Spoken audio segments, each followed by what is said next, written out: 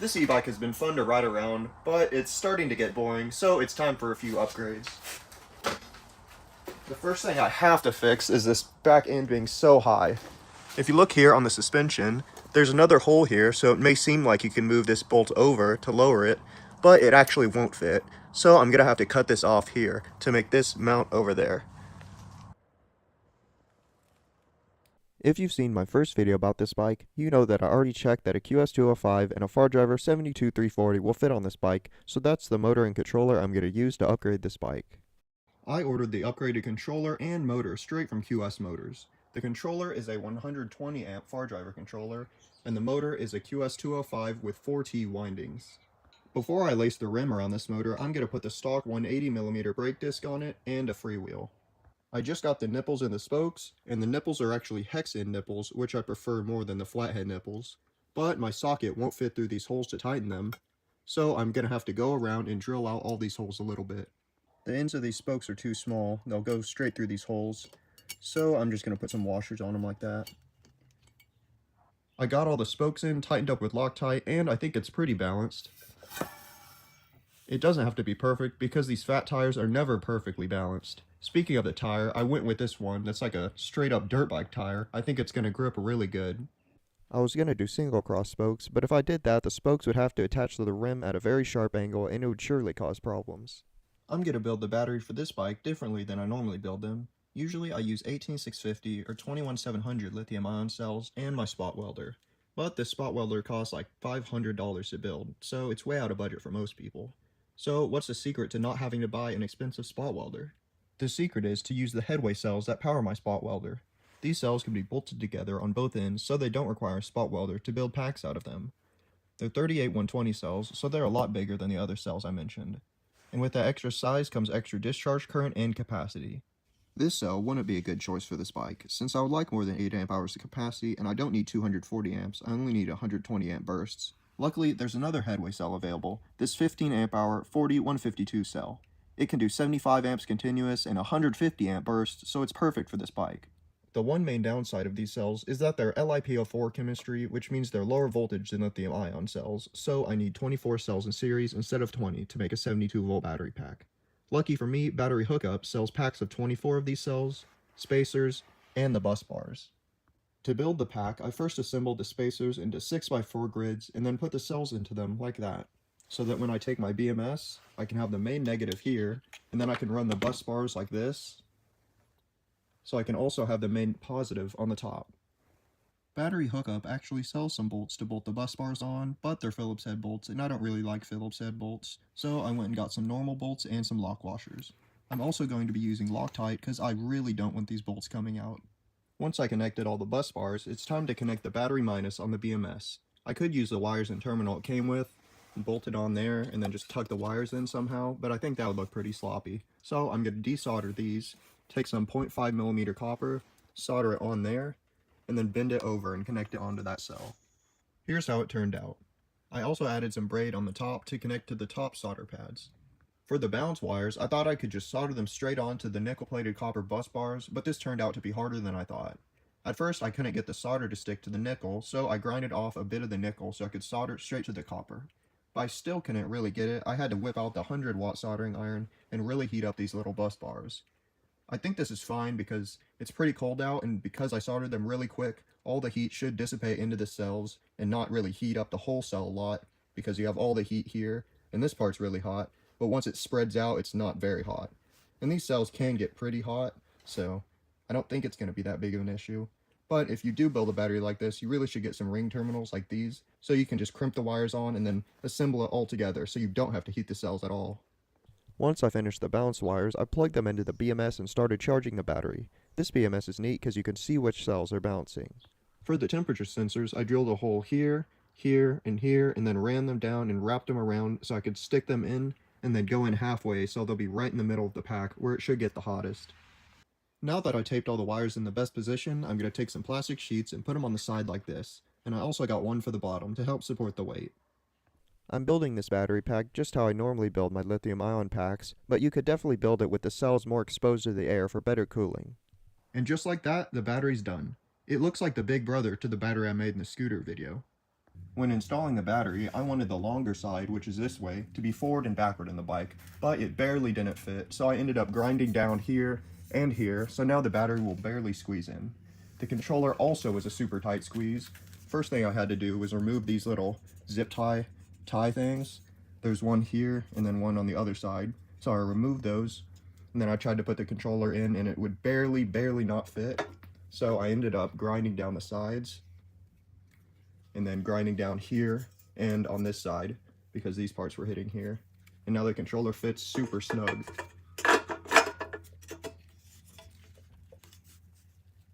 For this bike, I'm going to use a Sur style twist throttle. These throttles don't come with the grip on them, and I could not get the grip on just by pushing it. So what I did is I blocked this in with my hand, and then I took my air compressor and drilled a hole in a piece of wood, and did this and just blasted air and it slipped right on. After I put the grip on the throttle, I put all the other accessories on the bars. I actually installed some riser bars on this bike earlier.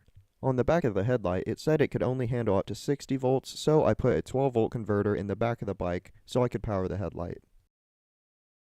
The chain tensioner I bought for this bike didn't have enough slack, so I just put an old derailleur on the bike. As soon as I rode this bike after I upgraded it, I knew it was going to be a great bike because it feels like a finished product. The suspension handles a little bit of extra weight totally fine. And this amount of power with how heavy this frame is, it really just matches perfectly. Unlike the other fat tire bike I made, which is aluminum frame, no suspension, with the same power, that bike is just insane. I really do think this amount of power is perfect for a bike like this because from a stop, it'll barely lift the front wheel up, it won't loop you out. But if you want a wheelie, it'll do that easy. All you got to do is give it a little pull. This big seat is also great for doing wheelies like this.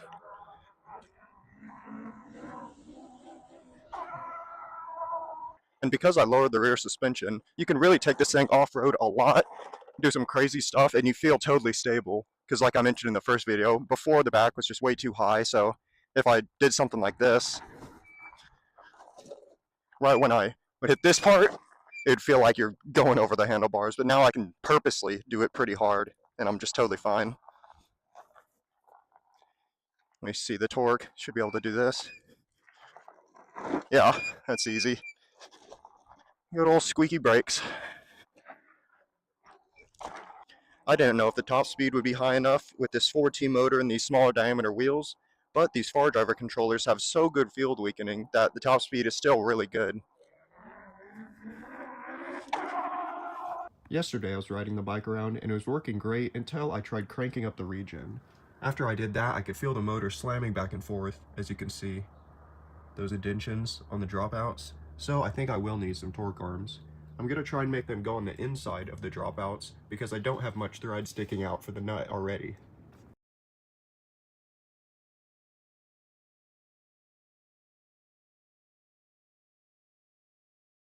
I've been riding the bike around with 30 amps of regen on the new torque arms, and it worked for a while, but eventually the motor did start banging back and forth. And that's really annoying because those torque arms are basically as good as I can make them.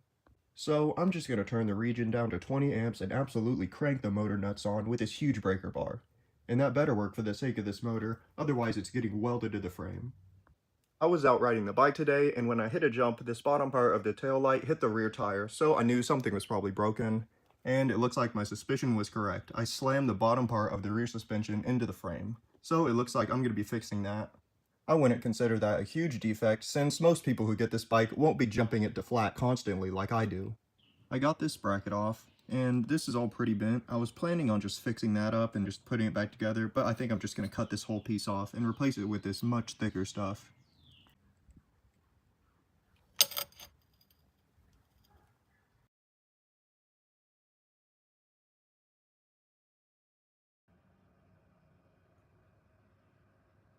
Time for the top speed run. This bike has a continuous BMS, so I can just go full throttle right off the start.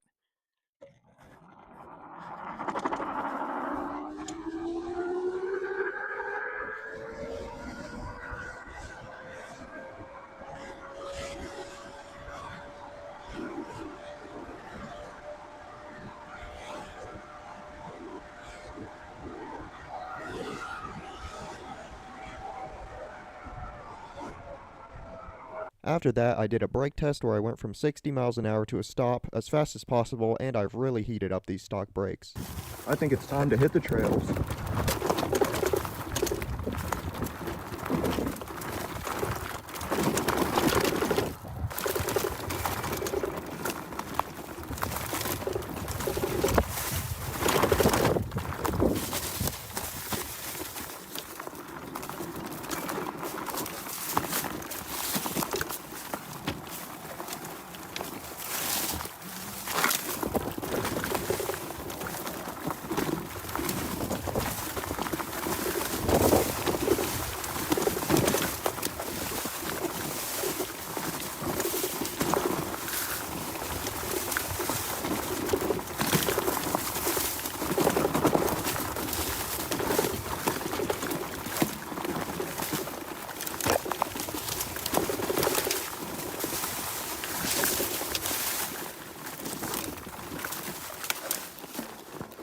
Yeah, I'd say it's a bit faster than before.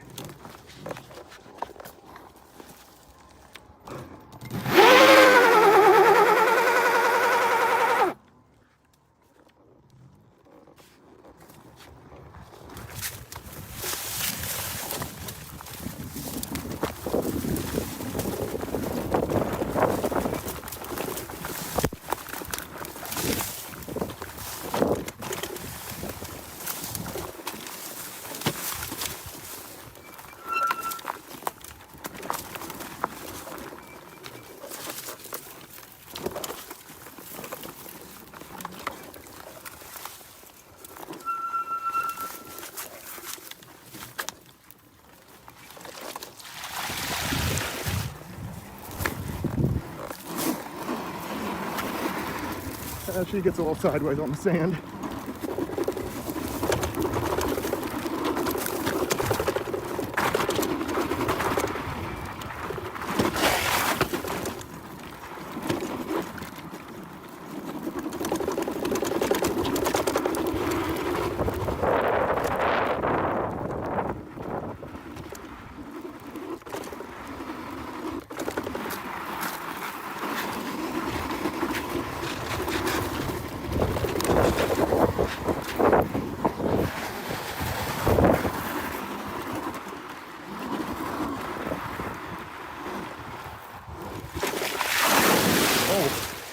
That was a bit deeper than I thought.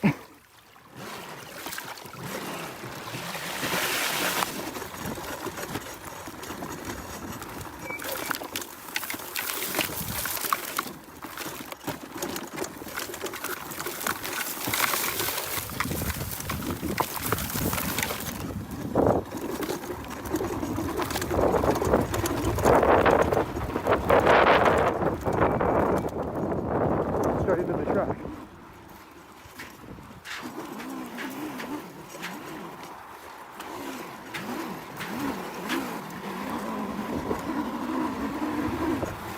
Man, I've ruined this track with all these ruts.